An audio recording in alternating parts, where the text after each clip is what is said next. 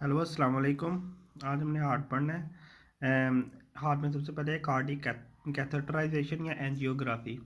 इसमें ये होता है कि हम कैथर जो है वो फेमोरल आर्टरी से इंसर्ट करते हैं। फेमोरल आर्टरी से फ्लोरोस्कोपिक कंट्रोल के थ्रू हम उसको ऊपर लेके जाते हैं। मतलब फ्लोरोस्कोपिक कंट्रोल ये होता है कि एक्सरे से ना, एक्सरे जो सी होती है वो एक्सरे की वीडियो चल रही होती है कंप्यूटर पे। उस एक्सरे की वीडियो हमें गाइड करती है और वो वहाँ से हम उसको कोरोनरी आर्टरी में लेके जाते हैं। और जो सी होती है ना हमारे पास कैथेटर, वो एक रेडियो पे एक ऑब्जेक्ट होता है जो हमें एक्सरे में नज़र आ रहा होता है। और हमें ना सीनियोकार्डियोग्राफी से, मतलब सीनियोकार्डियोग्राफी ये होती है कि जो सी एक्सरे की पिक्चर्स होती हैं ना जो कंप्यूटर पे चल रही होती हैं, उधर से हम ना ल्यूमन देख सकते हैं आर्टरी का, और ये देख सकते हैं कि कहाँ पे ना जो सी है वो ओक्लूजन हुई है आर्टरी में। इसके बाद हमारे पास इकोकार्डियोग्राफी आती है। इकोकार्डियोग्राफी में ये होता है कि हमारे पास अल्ट्रासाउंड होते हैं ना जो से, वो अल्ट्रासाउंड हम यूज़ करते हैं प्लूरल एफ्यूजन को, position of heart and motion of heart को चेक करने के लिए। डोपलर इकोकार्डियोग्राफी भी होती है। डोपलर इकोकार्डियोग्राफी में ये होता है कि हम ना blood flow, septal defect, septa में जो डिफेक्ट होगा या वाल्व का अगर कोई डिसऑर्डर है तो वो चेक करते हैं। इसमें हम ये होते हैं कि अल्ट्रासाउंड जो सी वेव्स होती हैं ना, अल्ट्रासोनिक वेव्स हम ना बॉडी की तरफ फेंकते हैं, और बाद में ना जब वो वापस आती हैं तो उनको ना हम एनालाइज करते हैं। आर्टेरियल सेप्टल डिफेक्ट, इसमें ये होता है कि फोरामेन अवेल जो सा होता है ना, वो हमारे पास एक ओपनिंग होती है राइट एट्रियम और लेफ्ट एट्रियम के दरमियान। क्योंकि बेबी में हमारे पास जो सा वो लंग्स फंक्शनल नहीं होती, तो हमारे पास जो सा प्लेस है एम्बेलिकल वेन से ब्लड आता है ना राइट एट्रियम से, वो लेफ्ट एट्रियम में जाता है, वहाँ से पंप होता है होल बॉडी में। तो इस फोसा फोरामेन के जरिए वो दूसरे में जाता है। अब कई बार ये ना बर्थ पे क्लोज हो जाता है। अगर ये बर्थ पे क्लोज ना हो और सही तरह क्लोज ना हो तो हमारे पास ना शंट बन जाता है। मतलब ब्लड राइट वेंट्रिकल से लेफ्ट वेंट्रिकल में जाना शुरू हो जाता है। इसकी वजह से लेफ्ट वेंट्रिकल को अब ज़्यादा ब्लड पंप करना पड़ता है, क्योंकि जो सा हमारे पास है लेफ्ट से राइट में भी जा रहा है, तो लेफ्ट वेंट्रिकल जो सा राइट से लेफ्ट में जा रहा है, और लेफ्ट का अपना ब्लड भी है, तो इस वजह से हाइपरट्रोफी हो जाती है लेफ्ट वेंट्रिकल की, और अल्टीमेटली हार्ट फेलियर हो जाता है। इसके बाद हमारे पास वेंट्रिकल सेप्टल डिफेक्ट होते हैं। यहाँ पे ये होता है कि इंटरवेंट्रिकुलर सेप्टम में एक मेम्ब्रेनस और एक मस्कुलर लेयर होती है जो वेंट्रिकल को सेपरेट करती है। ये हमारे पास सबसे कॉमन डिफेक्ट होता है। और सेप्टम के दरमियान एक होल होता है जिसके जरिए से लेफ्ट टू राइट शर्ट बन जाता है। मसलन हमारे पास ना लेफ्ट से ब्लड जाता है राइट वेंट्रिकल में, और राइट वेंट्रिकल से, अब राइट वेंट्रिकल में राइट एट्रियम से भी ब्लड आया, लेफ्ट वेंट्रिकल से भी आ गया क्योंकि होल की वजह से। तो अब ज़्यादा ब्लड पल्मोनरी आर्टरी में आएगा जिसकी वजह से उधर प्रेशर ज़्यादा हो जाएगा, और ये हमारे पास हार्ट फेलियर करवा सकता है। कोरोनरी बाईपास ग्राफ्ट, इसमें ये होता है कि पेशेंट की जो सी होती है ना, बाईपास ग्राफ्ट में ये होता है कि जो सा पेशेंट की ना ऑब्स्ट्रक्शन होती है सर्कुलेशन में, मसलन किसी आर्टरी में ना ऑब्स्ट्रक्शन आ जाती है क्लोट की वजह से, तो ना उसका जो है ना सही तरह से सर्कुलेशन नहीं हो पाती सही तरह से। मसलन ये एक आर्टरी है, यहाँ पे अब ओक्लूजन आ गई है, ये वाली ओक्लूजन है। तो ना बाईपास में ये करते हैं कि यहाँ एक ना ग्राफ्ट से यहाँ एक एंड पे कनेक्ट कर देते हैं, और दूसरा एंड आर्टरी की इस साइड पे कनेक्ट कर देते हैं, ताकि एक बाईपास चैनल बन जाए, और ना हमारे पास ब्लड का फ्लो ना उस एरिया को होता रहे आगे, और वो जो सा एरिया उसमें स्कीमिया ना हो। अब इसमें हमारे पास ग्राफ्ट कहाँ से लेते हैं? सेफिनस वेन से लेते हैं। सेफिनस वेन से इसलिए ग्राफ्ट लेते हैं कि उसका डायामीटर आर्टरी के इक्वल होता है। वो मेल्यूलाई के सामने पड़ा होता है, तो वो मेल्यूलाई के सामने वेन पड़ी होती है, इसलिए इजीली अवेलेबल होती है। और इसके लॉन्ग जो से होते हैं ना पार्ट्स होते हैं विदाउट वाल, तो इसका इसलिए इसको ले इसलिए ना सेफिनस वेन को लिया जाता है। रेडियल आर्टरी को भी हम ले सकते हैं। अब ना हम कोरोनरी एंजियोप्लास्टी। अब एंजियोप्लास्टी में ये होता है कि हम फीमोरल आर्टरी के ज़रिए ना एक कैथेटर को इंसर्ट करते हैं जिसके साथ बलून लगा हुआ होता है। अब बलून लगा हुआ होता है तो जब वो बलून ना ऑब्स्ट्रक्शन जिस साइड पे होती है ना, तो वो बलून वहाँ पे जाके खुल जाता है ऐसे। तो वो ना मसलन अब ये आर्टरी है तो यहाँ पे ऑब्स्ट्रक्शन थी, तो ये बलून यहाँ पे जाके खुल गया, तो उसको ना इसने ऑब्स्ट्रक्शन को कंप्रेस कर देना है ऐसे करके। तो वो ना ब्लड फ्लो को इसने ना ब्लड फ्लो होने लग जाना वहाँ से सही तरीके से। और स्टेंट भी हम यूज़ कर सकते हैं, या हम कई बार ऐसा होता है थ्रम्बोकाइनेज एक केमिकल यूज़ करते हैं, तो वो जो सा होता है हमारे पास ना ब्लड क्लोट को ना डिसॉल्व करवा देता है। Collateral circulation by small when, इसमें हमारे पास ये होता है कि कई बार ऐसे होता है कि ना, ये मैं आपको डायग्राम से समझाता हूँ।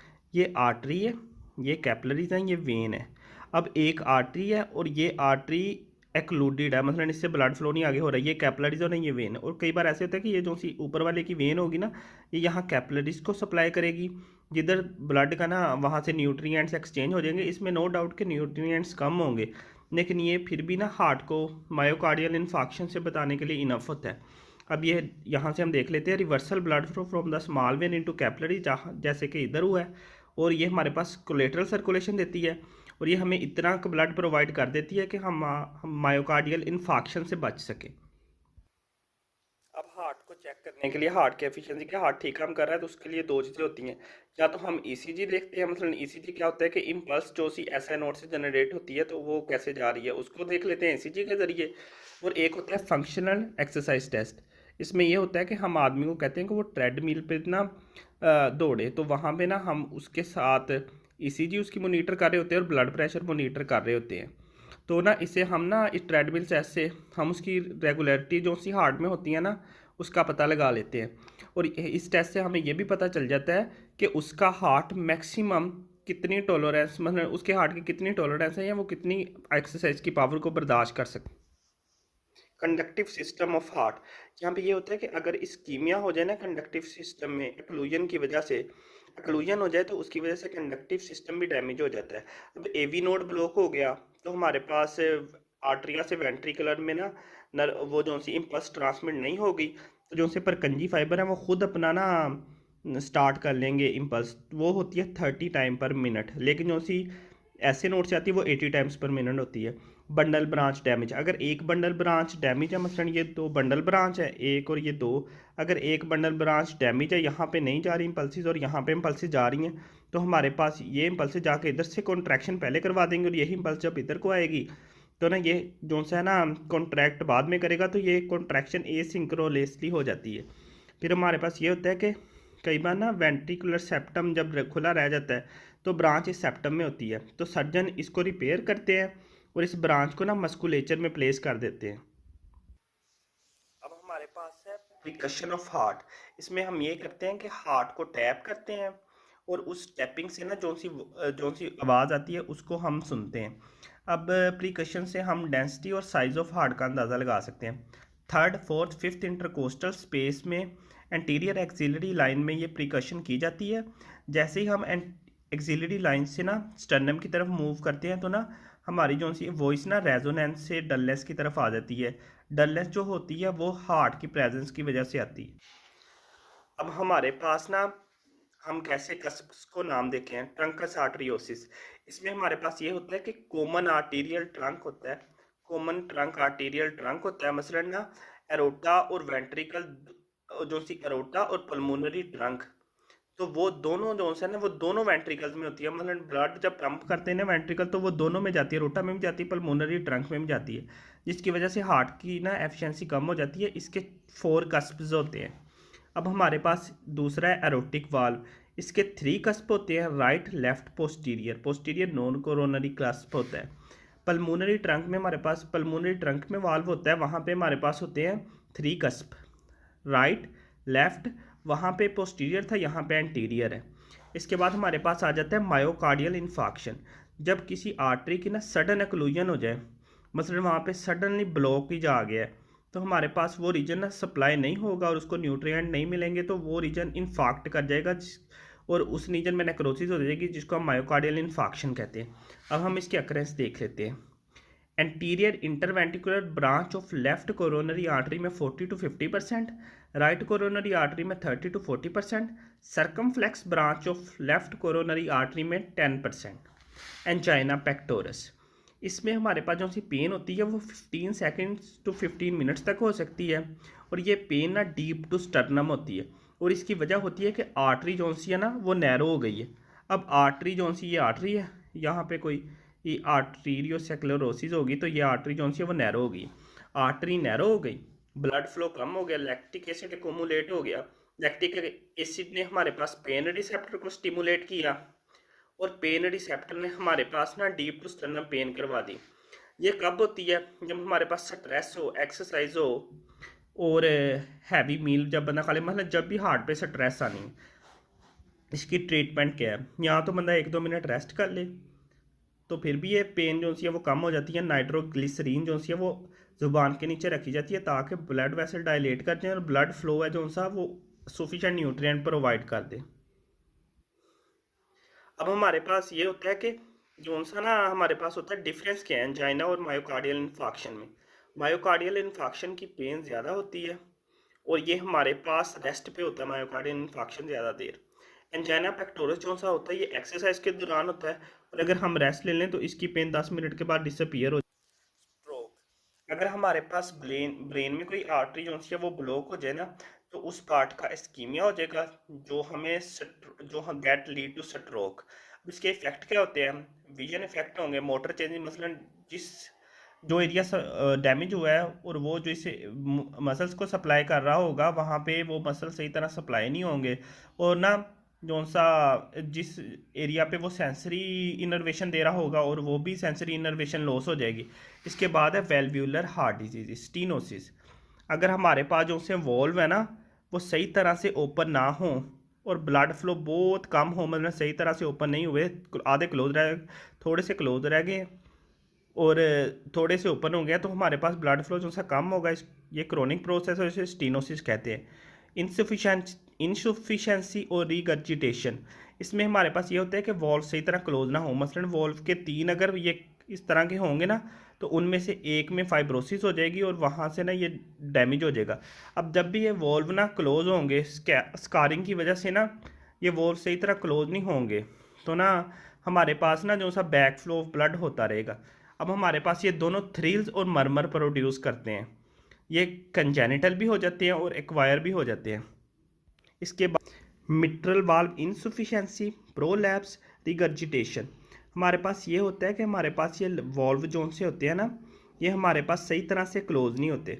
अब सही तरह से क्लोज नहीं होंगे तो जोन सा हमारे पास होगा ना जब सिस्टोल होगा तो वेंट्रिकल जोन से होना सही तरह क्लोज नहीं हुए तो वेंट्रिकल से ब्लड जोन सा है वो सिस्टोल के दौरान ना बैक जाना शुरू हो जाता है एट्रियम में, जिसकी वजह से चेस्ट पेन होती है और इसमें सिस्टोलिक मरमर आता है। अब पुल्मोनरी वाल्व स्टीनोसिस, अब ये वाल्व जोन से है ना ये सही तरह हमारे पास खुले नहीं है, नैरो ओपनिंग है तो यहाँ से लेस ब्लड फ्लो होगा जिसकी वजह से राइट वेंट्रिकल को ज़्यादा काम करना पड़ेगा और उसकी हाइपरट्रोफी हो जाएगी। पल्मोनरी वार इनकम्पिटेंस या प्रोलैप्स या रिगर्जिटेशन, हमारे पास इसके ना मार्जिन थिक हो जाएंगे जिसकी वजह से वो सही फाइब्रोसिस होगी और वो जो से वॉल्व है वो सही तरह से क्लोज नहीं हुए, इसमें कुछ छोटी सी ओपनिंग रहेगी।